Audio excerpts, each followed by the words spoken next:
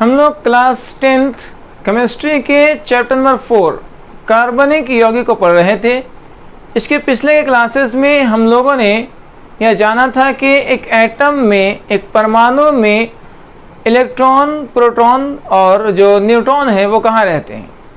हमने उस क्लास में यह जाना था कि उसके नाभिक में उसके प्रोटॉन और न्यूट्रॉन पाए जाते हैं, जबकि इलेक्ट्रॉन उसके नाभिक के चारों ओर घूमते रहते हैं, जिसको कक्ष या ऑर्बिट कहते हैं।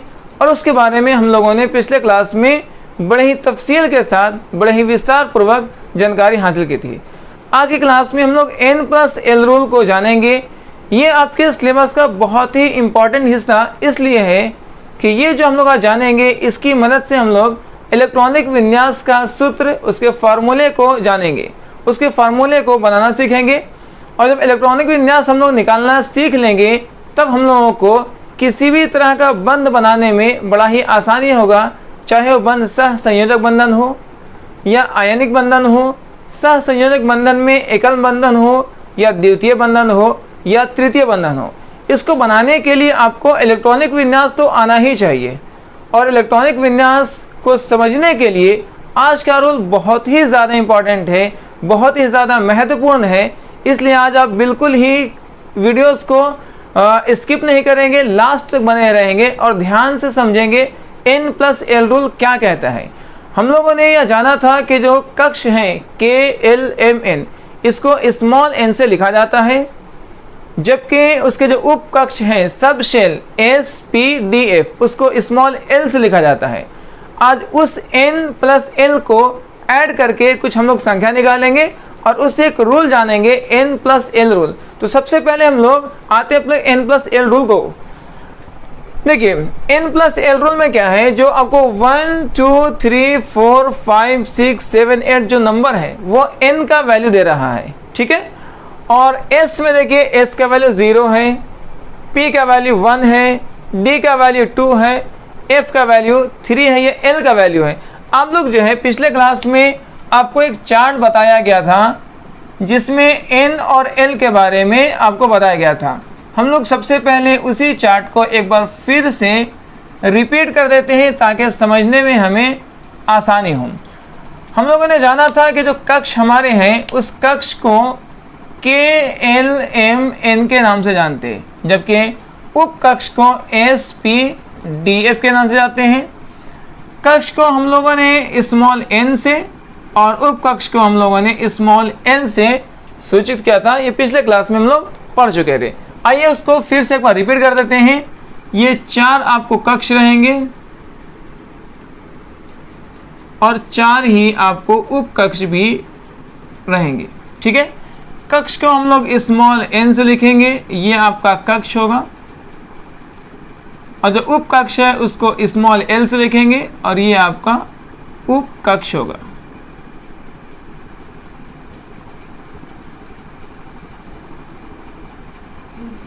आज का जो क्लास है वो बहुत ही ज़्यादा इम्पॉर्टेंट है, बिल्कुल सीरियसली आज के टॉपिक को ध्यान से समझना है। n का जो 1 होता था, ये n का वैल्यू 1 2 3 4, ये किसको रिप्रेजेंट करता है?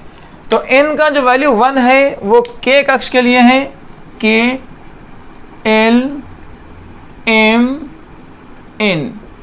ये हम लोग पढ़ रहे थे कि n का वैल्यू अगर 1 होगा तो k कक्ष होगा, n का वैल्यू 2 होगा तो l कक्ष होगा, n का वैल्यू 3 होगा n कक्ष होगा और n का वैल्यू 4 होगा तो ये कैपिटल N कक्ष होगा।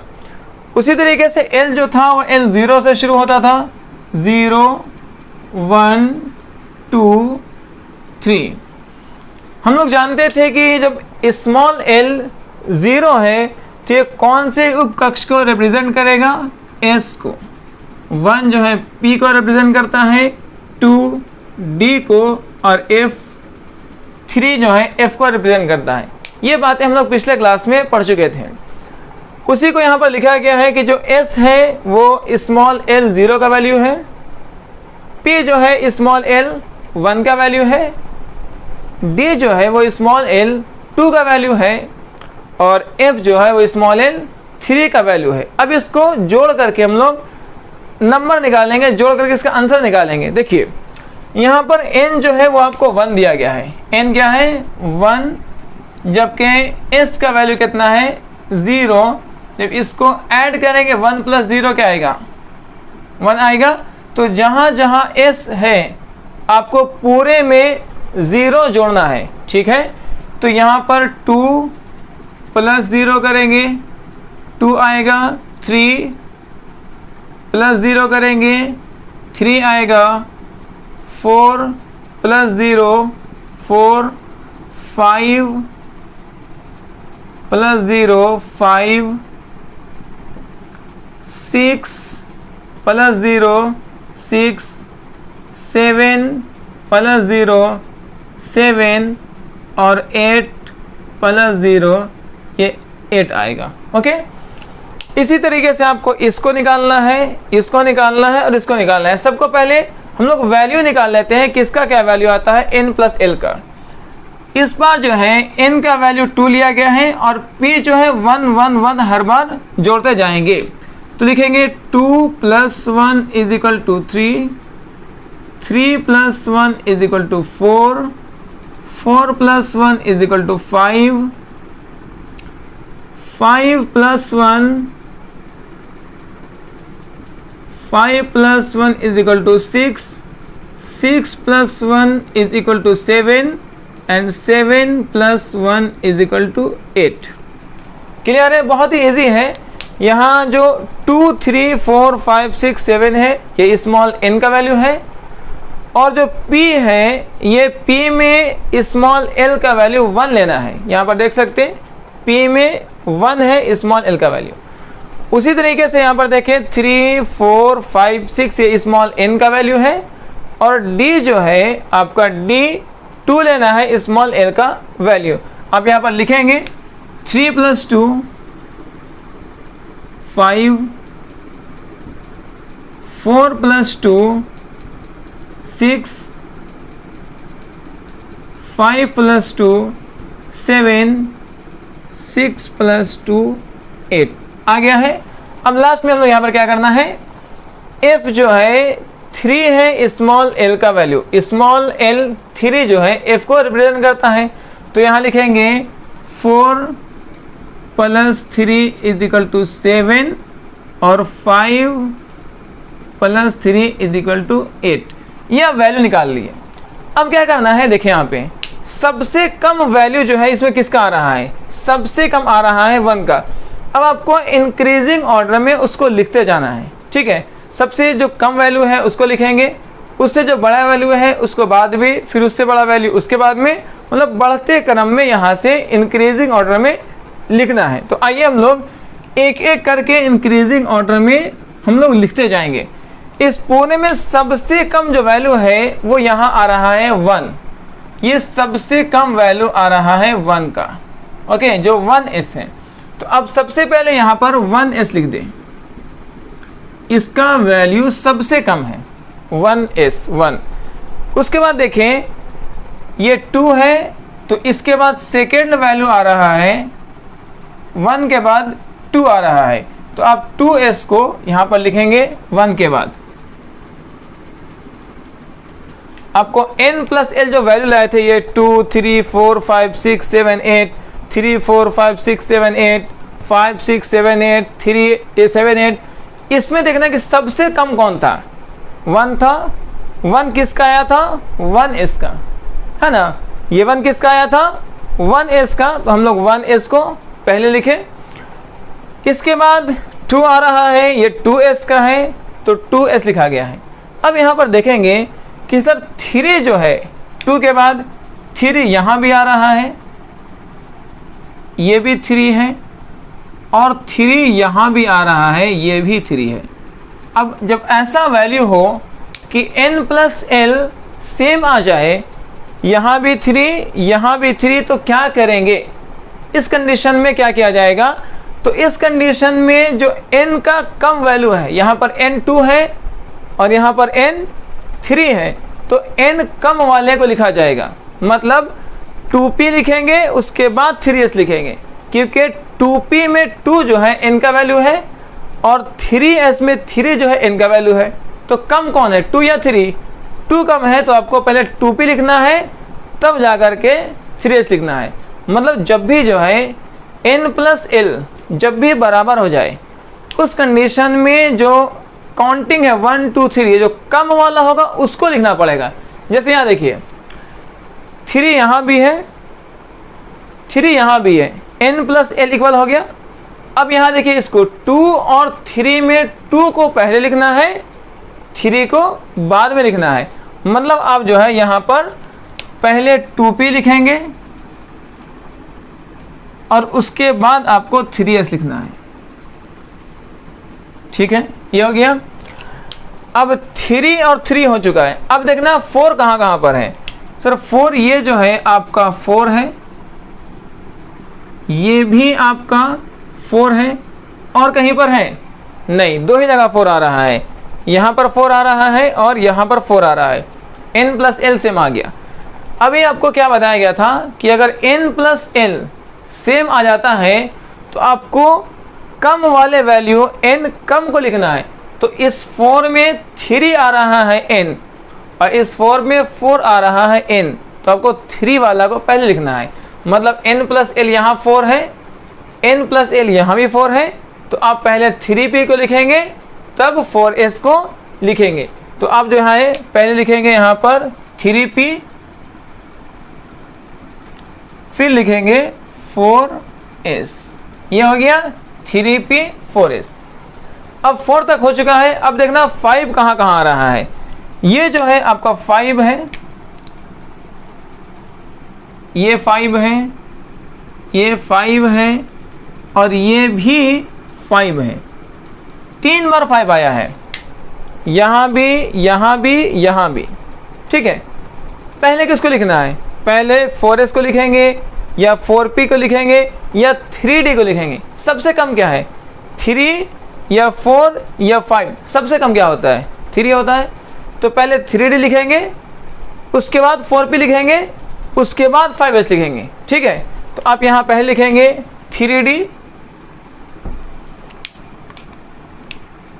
पहले आपको लिखना है 3d, उसके बाद लिखेंगे 4p और उसके बाद लिखेंगे 5s। ये 5 तक वैल्यू हो चुका है। इसमें आप एक और चीज़ देख सकते हैं इसको। अब अगर ऐसे यहाँ से लकीर मारेंगे, एक लाइन लेंगे, तो आपको देखिए ये एक स्ट्रेट लाइन बनाएगा 3 और 3 वाला। उसी तरीके से यहाँ देखिए ये 4 और 4 वाला एक स्ट्रेट लाइन बनाएगा। यहाँ मिला लीजिए, सभी 5 वाले एक स्ट्रेट लाइन में आ रहे होंगे। अब इसी पैटर्न पे आगे आप देख सकते हैं, देखिए यहाँ पर सभी 6 वाले आपको एक लाइन में आ रहे होंगे। ये 6, ये भी 6, ये भी 6। 3 बार 6 आया है, यहाँ भी 6 है, यहाँ भी 6 है और यहाँ भी 6 है। अब खुद ही बताएं, n प्लस एल 3 बार 6 आया है। सबसे पहले किसको लिखा जाएगा? 4d को पहले लिखेंगे या 5p को पहले लिखेंगे या 6x को पहले लिखेंगे? तो जाहिर सी बात है 4, 5 और 6 में सबसे कम क्या है? 4 है। तो आपको फर्स्ट में 4 लिखना है, फिर 5 लिखना है, फिर 6 लिखना है। तो आप लिखेंगे यहाँ पर पहले 4d लिखेंगे, 4d के बाद 5p आएगा और 5p के बाद 6s आएगा। ओके, आपको 6 वाला वैल्यू हो चुका है। ठीक, इसी तरीके से अब आते हैं 7 कहाँ कहाँ पर है। तो आप गौर से देखें, ये जो वैल्यू है आपका 7 है, यहाँ भी 7, यहाँ भी 7 है और यहाँ भी 7 है। इसका मतलब 7 जो है 4 बार आया है। अगर आप इसको मिलाएंगे, पहले 6 को मैच करा देते हैं। ये आपका इस तरीके से एक स्ट्रेट लाइन बनाएंगे तो आपको 6 वाले सारे एक लाइन में आ जाएंगे। ठीक है, अब 7 को मिलाइए, ये सारे 7 एक लाइन में आएंगे। आपको कुछ नहीं करना है, इस साइड से शुरू करना है। पहले इसको, फिर इसको, फिर इसको, फिर इसको। सबसे कम 4 5 6 7 ऐसे लिखना है। इसमें n प्लस l लिखिए, 7 यहाँ भी, 7 यहाँ भी, 7 यहाँ भी, 7 यहाँ भी, सब सेम है। n कम कहाँ पर है? यहाँ 4 है, ये 5 है, ये 6 है, ये 7 है। तो आपको यहाँ से लिखते आना है। तो आप पहले लिखेंगे 4f, 4f के बाद 5d, 5d के बाद 6p, 6p के बाद 7s। ये आप जो है इलेक्ट्रॉनिक विन्यास का एक फॉर्मूला तैयार कर रहे हैं। ओके, उसके बाद देखेंगे लास्ट में ये जो वैल्यू है, आई थिंक ये बोर्ड पे नहीं दिख रहा होगा, ये 8 है। 8s में आपको पहले बोल दे रहे हैं, शायद ये बोर्ड पर ना आ रहा हो। 8s में 8 लिखेंगे और s 0 करेंगे, तो 8 प्लस 0 इज इक्वल टू 8 यहाँ पर लिखा हुआ है। ये 7p में देखिए 7 प्लस 1 8 यहाँ भी है, और 6d में 6 प्लस 2 यहाँ भी 8 है। तो 3 बार यहाँ 8 आया है, n प्लस l तो 3 बार बराबर आ रहा है, 8 8 8। पहले किसको लिखना है? तो पहले लिखेंगे जो सबसे कम n का वैल्यू होगा, 6 फिर 7 फिर 8। तो आप यहाँ पर लिखेंगे 6d,